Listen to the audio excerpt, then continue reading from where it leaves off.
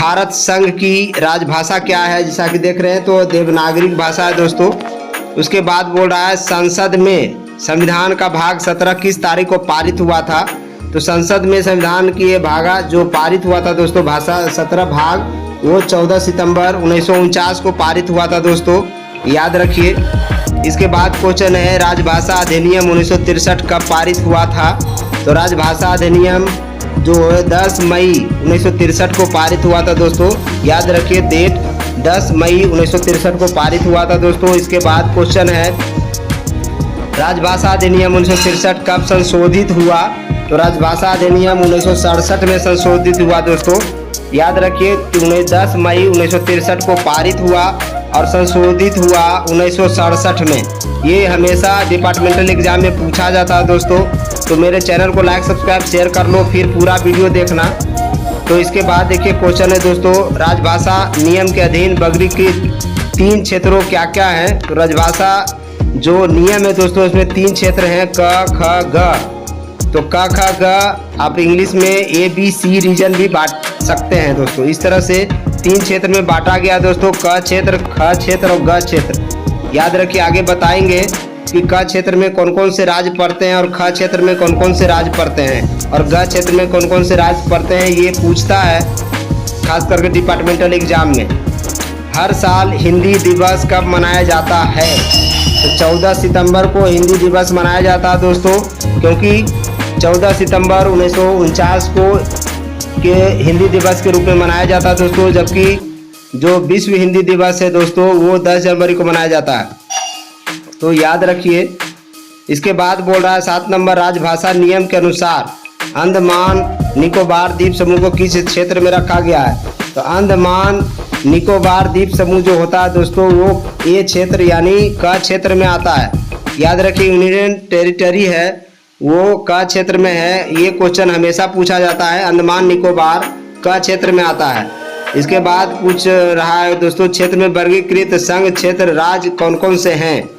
तो ये पूछ रहा है कि जो बी क्षेत्र है, बी क्षेत्र मतलब ख क्षेत्र, ख क्षेत्र में कौन कौन से राज्य पड़ते हैं। तो चंडीगढ़ जो यूनियन टेरिटरी है, चंडीगढ़ संघ राज्य क्षेत्र, दादर नगर हवेली और दमन द्वीप ये सब ख क्षेत्र में आते हैं, ये भी याद रखिए। चंडीगढ़, दादर नगर हवेली और दमन द्वीप ये आते हैं ख क्षेत्र में। और क क्षेत्र में था अंडमान निकोबार, तो अंडमान निकोबार था क क्षेत्र में। इसके पहले आपको दिखा देते हैं, ये था अंडमान निकोबार, ये था क क्षेत्र में, याद रखिए। और जो ख क्षेत्र है दोस्तों उसमें चंडीगढ़, दादर नगर हवेली, दमन दीव, तो इस तरह से याद रखिए। ये क्वेश्चन हमेशा पूछा जाता है। अरुणाचल प्रदेश की राजभाषा क्या है। तो अरुणाचल प्रदेश की राजभाषा दोस्तों इंग्लिश है, याद रखिए। अरुणाचल प्रदेश की राजभाषा इंग्लिश है, याद रखिए। इसके बाद पूछ रहा है हिंदी राजभाषी क्षेत्रों के निवासियों के लिए दिए गए आश्वासनों को कानूनी रूप देने के लिए पारित अधिनियम क्या है। हिंदी भाषी क्षेत्रों के निवासियों के लिए दिए गए आश्वासनों को कानूनी रूप देने के लिए पारित नियम क्या है। ये हो गया राजभाषा संशोधित नियम 1967, ऑफिशियल लैंग्वेज एक्ट अमेंडेड 1967, याद रखिए 1967। इसके बाद पूछ रहा है कि राजभाषा अधिनियम की धारा 3(3) कब से प्रवृत्त हुई, यानी when did the section 33 of official language act take effect. ये हो गया 26 जनवरी 1965, याद रखिए 26 जनवरी 1965 से धारा 3(3) लागू हुआ है। धारा 3(3) राजभाषा अधिनियम की धारा 3(3) लागू हुआ है 26 जनवरी 1965 से। राजभाषा अधिनियम 1963 की धारा 4 किससे संबंधित है। ये बहुत ही ज़्यादा बार पूछा गया दोस्तों, तो इसका सही उत्तर है संसदीय राजभाषा समिति के गठन से संबंधित है। It is concern with the constitution of parliamentary committee of official language. Parliamentary committee of official language से कंसर्न है किसका, राजभाषा अधिनियम 1963 की धारा 4। ये भी क्वेश्चन पूछा गया है। उसके बाद देखिए क्वेश्चन पूछ रहा है कि राजभाषा नीति की जानकारी देने वाले अनुच्छेद 343 से 351 संविधान के किस भाग में वर्णित है। तो 17वें भाग में एकदम आंख मूंद के मार दीजिए 17वें भाग में, ठीक है। तो इसके बाद देखिए क्वेश्चन पूछ रहा 14 नंबर, राजभाषा अधिनियम 1963 की धारा 7 का संबंध किसके साथ है? 7 जो है राजभाषा अधिनियम 1963 की धारा 7 ये उच्च न्यायालयों के निर्णयों में हिंदी व अन्य राजभाषा के वैकल्पिक प्रयोग से संबंधित है। तो याद रखिए राजभाषा अधिनियम 1963 के धारा 7 किससे संबंधित है? तो संबंधित हमारा जजमेंट ऑफ हाई कोर्ट, याद रखिए। इसके बाद बोल रहा है राजभाषा अधिनियम 1963 की धाराएं 6 व 7 किस राज्य में लागू नहीं होती है?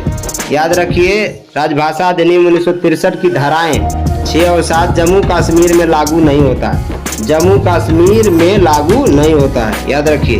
इसके बाद किन किन राज्यों में उर्दू को राजभाषा के रूप में घोषित किया गया, ये भी क्वेश्चन पूछता है। तो 2 प्रदेश है पूरे इंडिया में जिसमें उर्दू को राजभाषा के रूप में घोषित किया गया दोस्तों, वो है बिहार और आंध्र प्रदेश। 2 राज्य बिहार और आंध्र प्रदेश में उर्दू को राजभाषा के रूप में घोषित किया गया है। इसके बाद बोल रहा है 8वीं अनुसूची में सम्मिलित भाषाओं के नाम लिखिए। तो 8वीं अनुसूची में टोटल 22 भाषा है। तो पहला भाषा असमिया, दूसरा भाषा बांग्ला, तीसरा गुजराती, चौथा हिंदी, 5वां कन्नड़, 6ठा कश्मीरी, 7वां कोंकणी, 8वां मलयालम, 9वां मणिपुरी, 10वां मराठी, 11वां नेपाली, 12वां उड़िया, 13वां पंजाबी, 14वां संस्कृत, 15वां सिंधी, 16वां तमिल और 17वां तेलुगु, 18वां उर्दू, 19वां बोडो और 20वां संथाली, 21वां मैथिली और 22 है लास्ट डोगरी। तो याद रखिए इसमें से विदेशी लैंग्वेज पूछता है तो 11वां नंबर पर है नेपाली। ये क्या है? विदेशी लैंग्वेज है, इंडिया का लैंग्वेज नहीं है। तो इस तरह से याद रखिए। इसके बाद देखिए पूछ रहा बी क्षेत्र में आने वाले राज्यों के नाम बताइए। तो सबसे पहले आपको समझना होगा कि क क्षेत्र में कौन कौन से राज्य आते हैं। तो क क्षेत्र में जितने नॉर्थ इंडिया के राज्य हैं सब क क्षेत्र में पड़ते हैं। जैसे मान लीजिए बिहार हो गया, उत्तर प्रदेश हो गया, ये सब क्या है? क क्षेत्र में है। वे पूछ रहा है ख क्षेत्र यानी बी रीजन में पूछ रहा। तो बी रीजन में आता है गुजरात, याद रखिए पहला आता है गुजरात, फिर आता है महाराष्ट्र, फिर आता है पंजाब, फिर आता है चंडीगढ़, दादर, नगर हवेली, दमन, दीप। याद रखिए ये सारे हैं, ये ख क्षेत्र में आते हैं। गुजरात, महाराष्ट्र, पंजाब। पहले याद कर लीजिए गुजरात, महाराष्ट्र, पंजाब, गुजरात, महाराष्ट्र, पंजाब, चंडीगढ़। तो एक ही साथ हो गया दादर, नगर हवेली और दमन, दीप। याद रखिए ये ख क्षेत्र में है। अंडमान निकोबार क क्षेत्र में है, जबकि दादर, नगर हवेली, दमन, दीप ये सब ख क्षेत्र में है। फिलहाल देखिए 19वां नंबर क्वेश्चन पूछ रहा, फिलहाल संविधान की 8वीं अनुसूची में कितनी भाषाएं सम्मिलित हैं? तो 8वीं अनुसूची में कितना है? 22 भाषा। याद रखिए कितना है? 22 भाषा अभी सम्मिलित है। संविधान के भाग 5 में राजभाषा नीति संबंधित उपबंध किस अनुच्छेद में है? तो याद रखिए ये बोल रहा है राजभाषा नीति संबंधित, तो आर्टिकल 120 होगा, आर्टिकल 120 में है। याद रखिए संविधान भाग 5 में राजभाषा नीति संबंधित उपबंध पूछ रहा तो आर्टिकल 120 होगा। इसके बाद देखिए पूछ रहा संविधान की 8वीं अनुसूची संबंधित प्रावधान में उपलब्ध अनुच्छेद का नाम बताएं। देखिए हिंदी से संबंधित जो अनुच्छेद है वो 344 से लेके 351 तक है। 344 1 से लेके 351 तक है। वेरी इंपॉर्टेंट क्वेश्चन पूछता है। 17वें भाग में ये अनुच्छेद है सारा याद रखिए। राजभाषा अधिनियम 1963 क्यों पारित किया गया था? राजभाषा अधिनियम 1963 क्यों पारित किया गया था? इसका मुख्य रीजन है कि 1965 के बाद भी हिंदी के साथ साथ अंग्रेजी का प्रयोग जारी रखने के प्रावधान करने के लिए किया गया था। तो 1963 इसीलिए पारित हुआ था कि 1965 के बाद भी हिंदी के साथ साथ अंग्रेजी का भी प्रयोग हो। इसके चलते 1963 को संशोधित किया गया, पारित किया गया। ठीक, संशोधित किया गया था 67 में, पारित हुआ था 63 में, याद रखिए। फिर बोल रहा राजभाषा नियम कब पारित हुआ? ऑफिशियल लैंग्वेज रूल के बाद बोल रहा रूल हुआ 1976 में। रूल राजभाषा नियम पूछेगा तो हो जाएगा 1976। फिर बोल रहा है कि संविधान के भाग 17 में कितने अनुच्छेद हैं? तो भाग 17 में कितना 344 अनुच्छेद से 351 तक कुल कितना होगा 9 अनुच्छेद। कितना हो जाएगा 9 गो, याद रखिए 344 से 351 तक 9 अनुच्छेद हो जाएगा। ठीक है, इसके बाद देखिए पूछ रहा है क्वेश्चन, अनुच्छेद 344 के अनुसरण में राजभाषा आयोग की नियुक्ति कब हुई?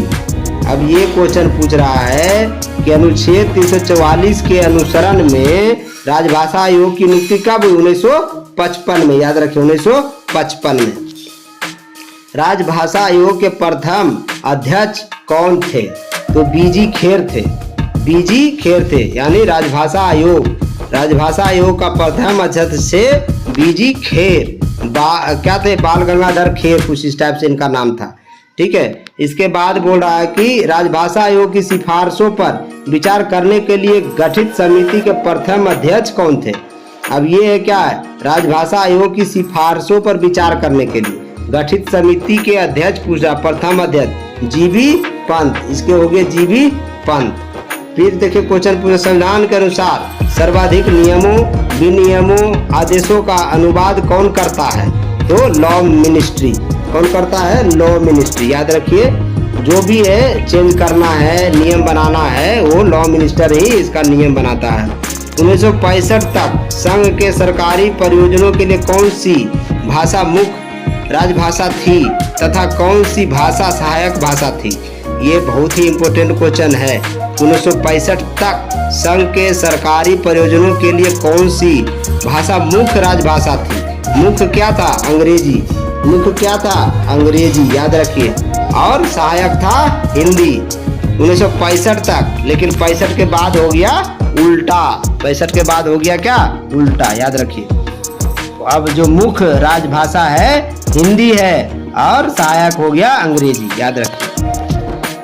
इसके बाद देखिए क्वेश्चन पूछ रहा है कि भाग 6 में कौन सा अनुच्छेद है? तो भाग 6 में 210 अनुच्छेद है। कितना है? तो आर्टिकल 220, याद रखिए। इसके बाद क्वेश्चन पूछ रहा है कि वर्ष 1973 में गठित पहली रेलवे हिंदी सलाहकार समिति के अध्यक्ष किसने की? ये बहुत ही बढ़िया क्वेश्चन है। 1973 में गठित पहली रेलवे हिंदी सलाहकार समिति, यानी पहला हिंदी सलाहकार समिति बना था 1973 में, और उसकी अध्यक्षता किए थे ललित नारायण मिश्र ने। क्या कौन किए थे? ललित नारायण मिश्र, याद रखिए। इसके बाद क्वेश्चन पूरा, वर्ष 1976 में गठित संसदीय राजभाषा समिति के अध्यक्ष कौन थे? 1976 में गठित संसदीय राजभाषा समिति के अध्यक्ष कौन थे? तो उस समय तत्कालीन गृह मंत्री थे ओम मेहता। उस समय थे होम मिनिस्टर थे श्री ओम मेहता 1976 में, याद रखिए। इसके बाद संसदीय राजभाषा समिति में कौन सी समिति प्रतिवेदन का मसौदा तैयार करती है? बहुत ज्यादा इंपॉर्टेंट क्वेश्चन है ये। क्वेश्चन करीब करीब एग्जाम में आता है कि संसदीय राजभाषा समिति की कौन सी समिति प्रतिवेदन का मसौदा तैयार करती है? याद रखिए संसदीय राजभाषा की समिति के लिए आपको ऑफिस जो है committee of parliament on official language, यानी ड्राफ्ट एविडेंस जो बनाती है, तो कौन बनाता है? ये संसदीय राजभाषा समिति के जो साच उप समिति है वो बनाता है। ठीक है, इसके बाद पूछ रहा, राष्ट्रपति के 1952 के आदेशों के अनुपालन के लिए रेलवे बोर्ड में किस वर्ष हिंदी सहायक के एक पद का सृजन हुआ था?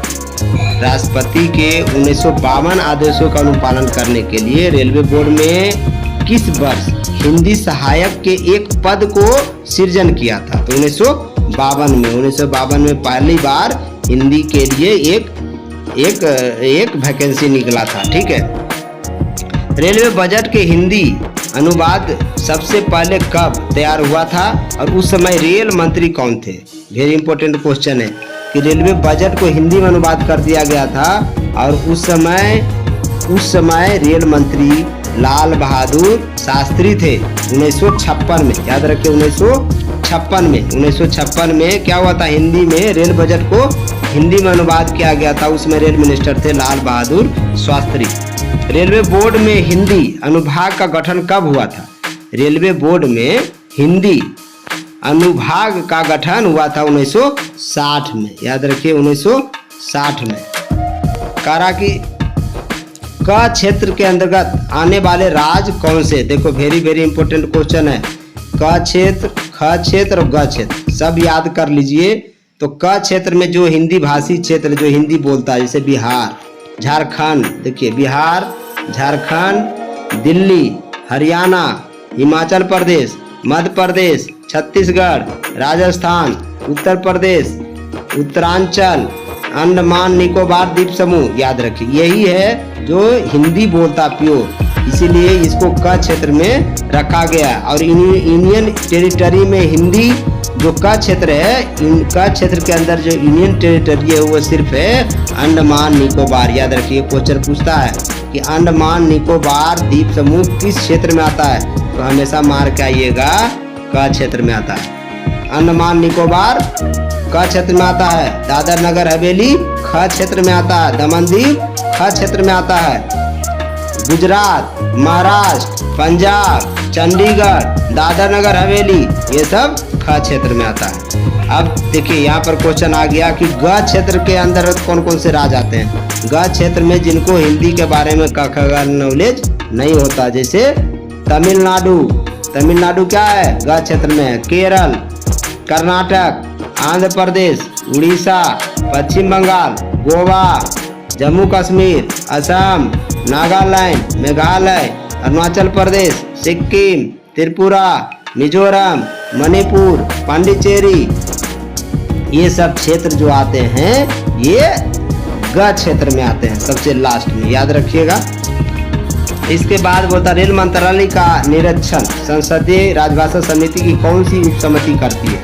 रेल मंत्रालय का निरीक्षण करना तो कौन सा उप समिति करता है? दूसरा। याद रखिए दूसरा समिति। याद रखिए रेल मंत्रालय का निरीक्षण संसदीय उप समिति कौन करता है? दूसरा।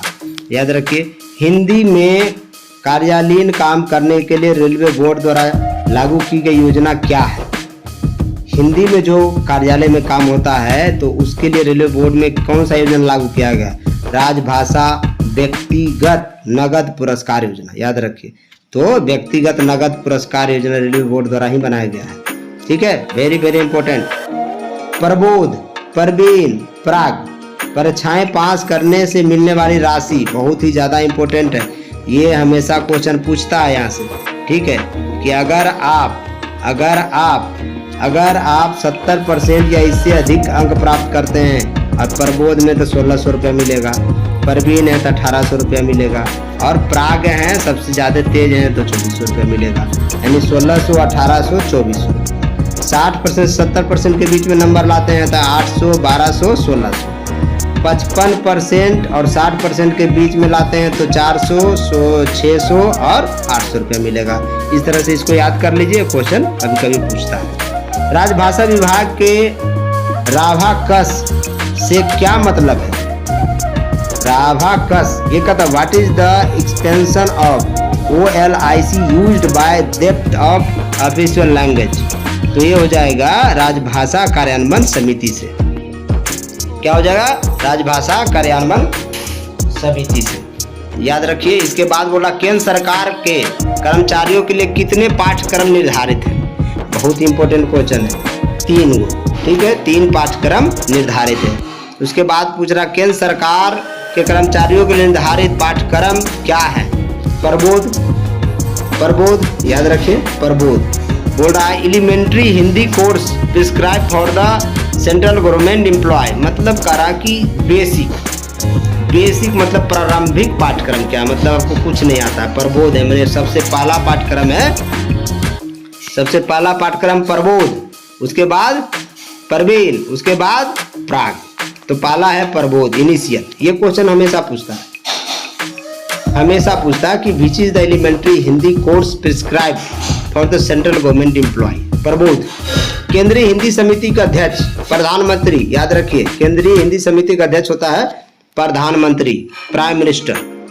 संबंधित मंत्रालय विभाग में हिंदी प्रचार में प्रगति की समीक्षा किस समिति द्वारा की जाती है? हिंदी सलाहकार समिति। किसके द्वारा होता है? हिंदी सलाहकार समिति द्वारा। वर्तमान संसदीय राजभाषा समिति का गठन कब हुआ? वर्तमान संसदीय राजभाषा, बहुत very important, parliamentary committee of official language कब बना था? ये क्वेश्चन इस बार फिर पूछा था एमई के एग्जाम में 1976 में, जनवरी 1976 में parliamentary committee of official language बना था, जनवरी 1976 में। इसके बाद देखिए राजभाषा के संसदीय समिति में कितने सदस्य हैं? Parliamentary committee of official language में कितना सदस्य है? टोटल है 30। टोटल कितना है? 30।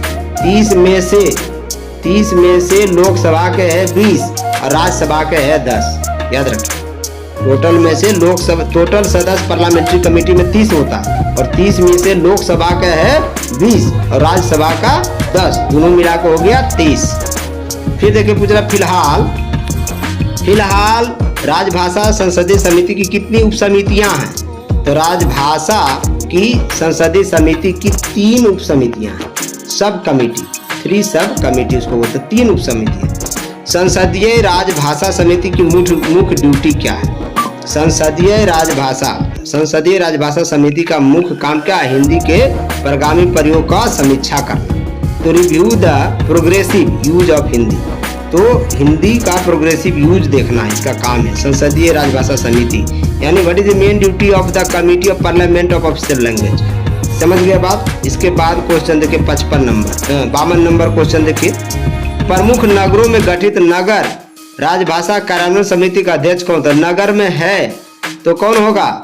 वो होगा, कौन होगा? नगर के केंद्र सरकार कार्यालय के वरिष्ठतम अधिकारी, तो सबसे senior most central government officers of the city. याद रखिए, नगर का पूछ रहा था इसीलिए।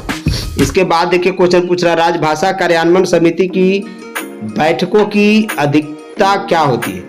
देखिए राजभाषा कार्यान्वयन समिति पूछ रहा था, what is the periodicity of the meeting of the town official language implementation committee? 3 महीना। कितना होता है? 3 महीना। 3 महीना में एक बार, यानी साल भर में 4 बार। साल भर में 4 बार, ठीक है, याद रखिए। कौन? राजभाषा कार्यान्वयन समिति। राजभाषा पर वार्षिक कार्यक्रम कौन तैयार करता है? वार्षिक कार्यक्रम जो है, राजभाषा का जो वार्षिक कार्यक्रम होगा वो मिनिस्ट्री ऑफ होम अफेयर यानी गृह मंत्रालय बनाता है। राजभाषा पर वार्षिक कार्यक्रम जो होगा वो गृह मंत्रालय बनाता है, याद रखिए। केंद्र सरकार के कर्मचारियों के लिए निर्धारित हिंदी पाठ्यक्रम क्या क्या है? तो आपको बताते 3 गो है, प्रबोध, परवीन, प्राग, याद रखिए।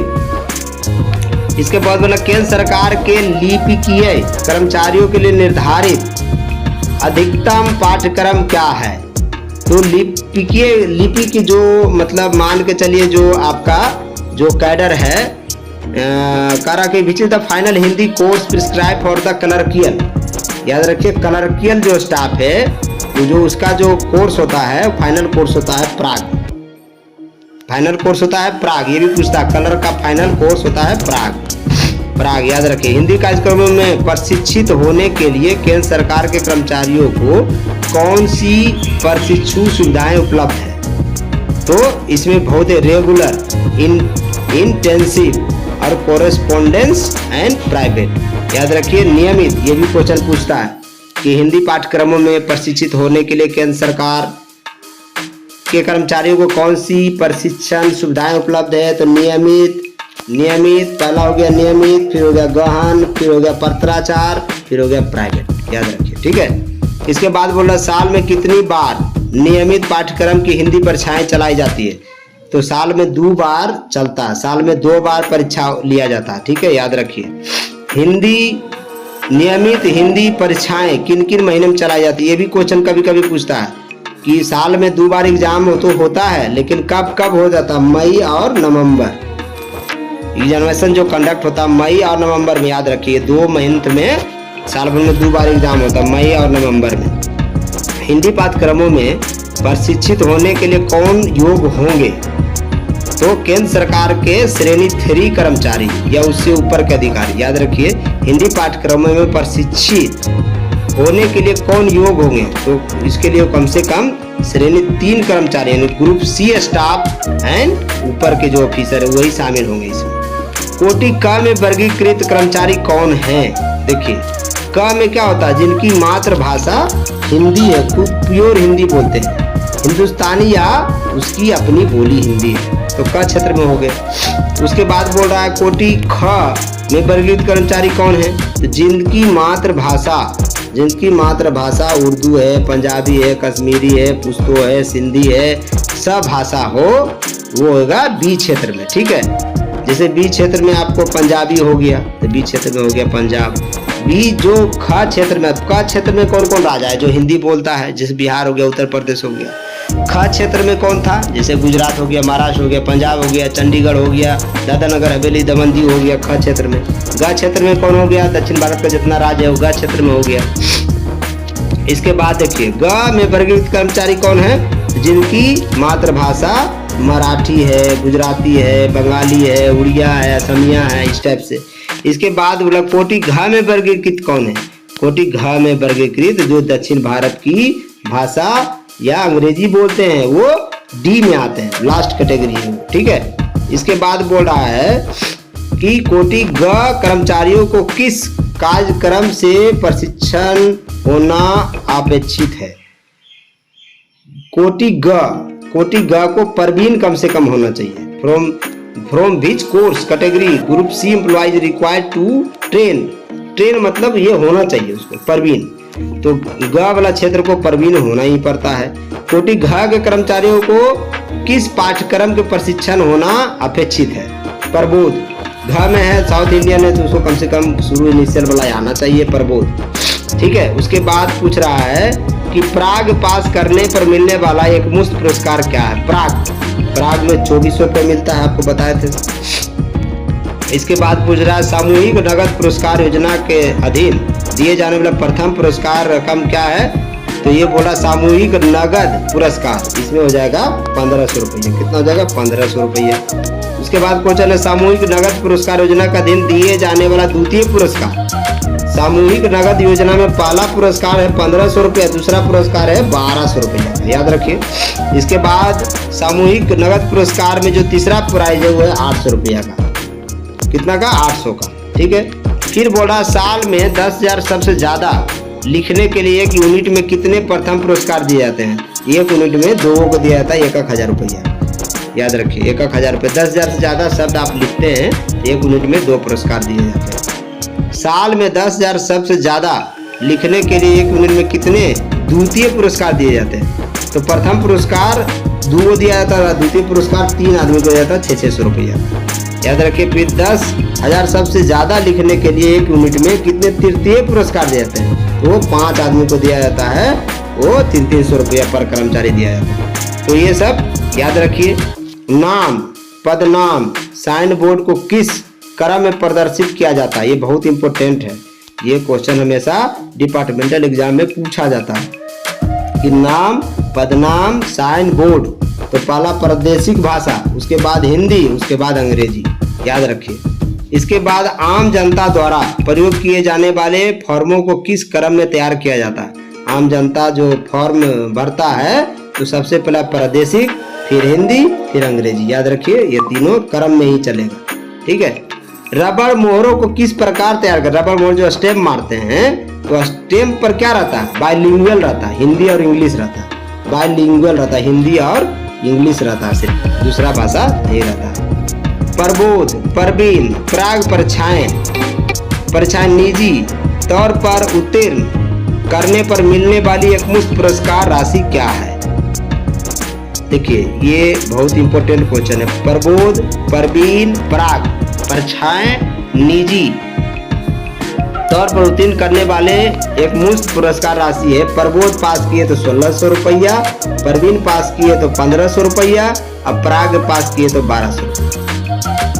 ठीक है, और इसके बाद पूछ रहा क्वेश्चन हिंदी टंकन परीक्षा निजी तौर पर उत्तीर्ण करने पर मिलने वाली एक मुफ्त टंकन टाइपिस्ट, उसको मिलता है 1600 रुपया, याद रखिए। अष्टम अनुसूची में शामिल विदेशी भाषा क्या है, बहुत ही इंपॉर्टेंट है, ये क्वेश्चन पूछता है, हो जाएगा इसका आंसर नेपाली। आपको शुरू में ही बताए थे विदेशी भाषा नेपाली एक ही वो है। केंद्र सरकार के कर्मचारियों के लिए कौन सा मंत्रालय कार्यालय हिंदी परीक्षाएं चलाता है, तो कौन हिंदी परीक्षाएं कौन चलाता है, होम मिनिस्ट्री। कौन चलाता है, होम मिनिस्ट्री, याद रखिए। एकमुश्त पुरस्कार के लिए कौन अर्हक होंगे, मतलब एकमुश्त पुरस्कार के लिए कौन, मतलब लमसम अवार्ड मतलब कौन होगा उसमें से, तो those employ who pass the Hindi exam by private effort, ऐसे कर्मचारी जो हिंदी परीक्षा प्राइवेट तौर पर पास करते हैं। इसके बाद बोल रहा है स्टेशन उद्घोषणाओं को किस भाषा में क्रम में करना। वो स्टेशन पर जो उद्घोषणा बोलती हैं तो सबसे पहले आपको बोलना परदेशी, फिर बोलना हिंदी, फिर अंग्रेजी, यही इसका हायरार्की है। इसी भाषा में आपको स्टेशन पर बताना है कि कौन सा ट्रेन आ रहा है, तो पहले आप वहाँ का लोकल लैंग्वेज बोलिए, उसके बाद हिंदी बोलिए, उसके बाद अंग्रेजी बोलिए। उसके बाद बोला रूफ बोर्ड में किस अनुपात में प्रदर्शित करना है। रूफ बोर्ड में एक अनुपात होता है equal proportion, triangular, regional, Hindi, English, ये सब समानुपात होना चाहिए, ये सब समानुपात होना चाहिए, ठीक है, याद रखिए। इसके बाद गाड़ियों के पैनल बोर्ड को किस प्रकार प्रदर्शित किया जाता है। गाड़ी के पैनल बोर्ड है, उसमें भी आप सबसे पहले परदेशी, फिर हिंदी, फिर अंग्रेजी, यही हायरार्की बना हुआ है। वैदिक वेतन के लिए कौन सा है। वैदिक वेतन के लिए केंद्र सरकार के हिंदी शिक्षण योजना के अंतर्गत आयोजित प्राक परीक्षा या जब उस सरकार द्वारा किसी विशिष्ट प्रवर्ग के पदों के संबंध में उस योजना के अंतर्गत कोई निर्धारित परीक्षा में विनिर्दिष्ट प्रतिशत अंक लेकर उत्तीर्ण होने पर। ये सब क्वेश्चन कभी कभी पूछता है, नहीं भी पूछता है। हिंदी वार्तालाप पाठ्यक्रम में प्रशिक्षण पाने के लिए कौन योग्य है। तो हिंदी वार्तालाप पाठ्यक्रम में प्रशिक्षण पाने के लिए चालू लाइन में सभी कर्मचारी जो आम जनता से सीधे संपर्क करते हैं, ठीक है। हिंदी वार्तालाप पाठ्यक्रम में प्रशिक्षण पाने के लिए कौन से कर्मचारी योग्य होते हैं। तो चालू लाइन मतलब ओपन लाइन में जो कर्मचारी सीधे आम जनता से संपर्क में होते हैं। जैसे आम जनता के संपर्क में डायरेक्ट कौन आता है, जैसे टीटी भी आता है, इस टाइप से। केंद्र सरकार के अधिकारी कर्मचारी को क्यों हिंदी प्रशिक्षण दिया जाता है, ताकि वो हिंदी में अपना दैनिक कार्यक्रम कर सके, ठीक है। उसके बाद हिंदी वार्तालाप कार्यक्रम की अवधि क्या है, ये बहुत वेरी इंपॉर्टेंट है। हिंदी वार्तालाप पाठ्यक्रम की अवधि 30 घंटा होता है। ये क्वेश्चन पूछ सकता है डायरेक्ट एकदम। हिंदी वार्तालाप जो होता है ये अवधि होता है 30 घंटा होता है। फिर बोला कार्यशाला में प्रशिक्षण होने के लिए कौन योग्य है। तो कार्यशाला में कितना ग्रुप सी स्टाफ के कर्मचारी और राजपत्रित अधिकारी जिन्हें हिंदी कार्य साधक ज्ञान और प्रवीणता प्राप्त हो, वो हैं। इसके बाद बोला हिंदी आशु लिपि पास करने के लिए आशु लिपिक जिनकी मातृभाषा हिंदी नहीं हो वो क्या वैदिक वेतन दिया जाता है। वैदिक वेतन के रूप में उन्हें 12 महीनों के लिए 2 वेतन वृद्धि समतुल्य राशि मिलता है।